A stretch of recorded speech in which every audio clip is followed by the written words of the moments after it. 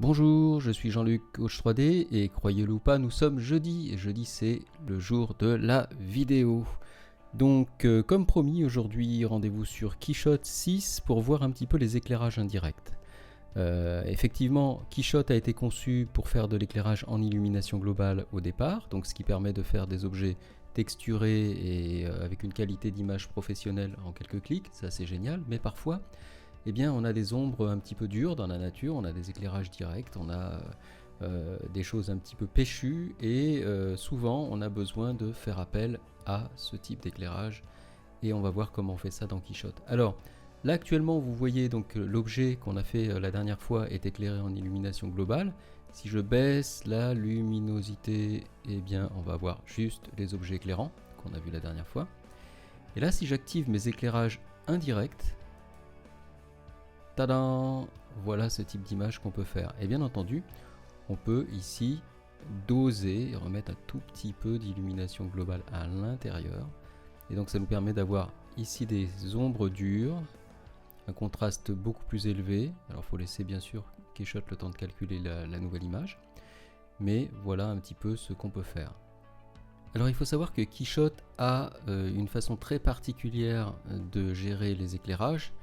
Au contraire des autres moteurs de rendu qui eux ont je dirais des projecteurs, des choses comme ça, Keyshot lui a des matières. Ce sont des matières qui vont éclairer. Donc si on déroule ici l'onglet matière, on va voir ici light et c'est ici qu'on va avoir les divers types de lumière.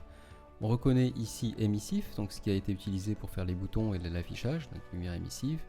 On a ici les lumières, je dirais, de zone qui permettent en fait d'éclairer globalement à partir d'une zone et d'avoir des ombres assez dures. On a ici les lumières ponctuelles qu'on utilise très rarement mais qui peut être intéressante, et on a surtout ici ce qu'on appelle les profils IES. Alors les profils IES, ce sont des cônes de lumière. Vous pouvez télécharger des milliers de profils IES depuis les constructeurs de lampes comme par exemple Philips.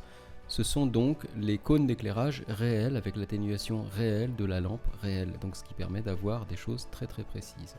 Alors, si vous voulez faire une lampe avec Keyshot, vous voyez comment j'ai fait ici, j'ai fait des sphères. En fait, ce sont des sphères sur lesquelles j'ai appliqué ces matières. Alors, si on fait un petit zoom arrière, on voit ici que la sphère a été cachée. Mais c'est cette sphère en fait sur laquelle j'ai ajouté des matières. Alors j'ai remis un tout petit peu d'illumination globale pour qu'on voit un petit peu comment ça se passe, et là je vais le faire avec vous. La première étape, ça va être d'ajouter une sphère. Donc je vais ici dans éditer, ajouter une géométrie, sphère. Bien entendu on peut prendre n'importe quoi, je prends une sphère parce que c'est simple. Donc là je vais aller voir la sphère que j'ai créé, qui est ici. Éventuellement je vais la déplacer avec mes autres éclairages là, voilà. Donc j'ai cette sphère que je viens de mettre et je vais donc la repositionner. Hop.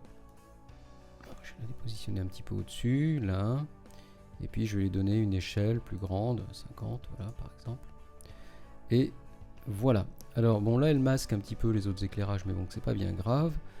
On va aller chercher un profil IES dans la bibliothèque et on va appliquer par exemple un cône de 120 degrés sur la sphère. Alors on la glisse, hop, là-dessus, tac, et donc là on voit le cône. Si je réduis un peu ici la luminosité, enfin je la coupe carrément d'ailleurs, la luminosité de l'environnement d'illumination globale, on voit ici donc notre cône, notre spot avec des ombres ultra dures. Ah, bien sûr on va régler un petit peu tout ça. Alors ce qu'on peut faire aussi, c'est rajouter, mettons, une autre sphère. Mettons ici, on va rajouter une autre sphère. Ou on peut copier-coller la sphère qu'on a faite, hein, pour en avoir une copie. Mais disons qu'on va rajouter une sphère. Elle est là, sphère 2.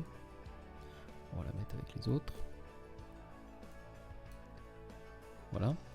Et donc là-dessus, pareil, on va la déplacer un petit peu en hauteur. On va faire une petite échelle là-dessus. Voilà. Et puis là-dessus, par exemple, on va mettre une lumière de zone. Mettons, allez, 100 watts sur cette sphère là.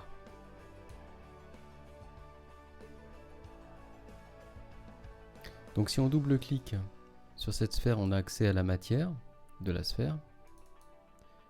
Donc on va pouvoir régler ici, on peut mettre éventuellement Kelvin pour régler la température de la lumière. On va mettre, mettons, 6500, lumière du jour. Tac.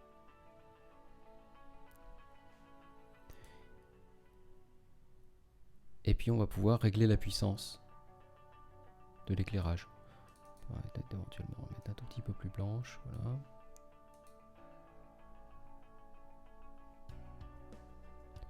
Monter le nombre d'échantillons.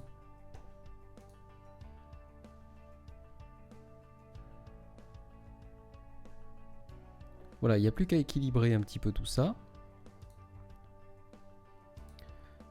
Mettons ici, on va retourner dans notre sphère précédente. Donc si on diminue le facteur du multiplicateur, ça diminue finalement l'éclairage. On peut augmenter ici le rayon. On va mettre ici 50. Tac. On va monter la multiplication.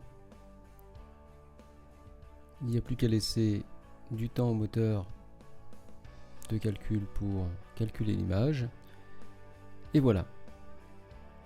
Vous avez donc appris comment utiliser les lumières émissives, donc ça c'est pour les boutons et puis les afficheurs, les spots IES et les lumières de zone. C'est tout pour aujourd'hui, je vous retrouve dans une prochaine vidéo qui concernera plus les applications en architecture d'intérieur. Likez cette vidéo si vous l'aimez, partagez-la pour aider d'autres utilisateurs.